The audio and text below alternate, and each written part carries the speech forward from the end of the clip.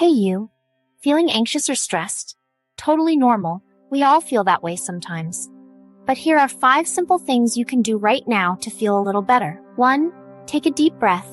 Inhale through your nose for 4. Hold it. Exhale through your mouth for 4. Do that a few times.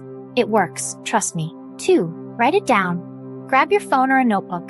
Let your thoughts spill out. No judgment, just write. It really clears your mind. 3. Move your body. Stretch, walk, dance, anything. Moving helps your brain feel good. 4. Be in the moment. Close your eyes. Breathe. Notice your breath, your space, your now. Let go of the rest. 5. Talk to someone. Seriously, don't bottle it up. Reach out to someone you trust. You're not alone. You're doing better than you think. And if this helped, pass it on. Someone else might need it too.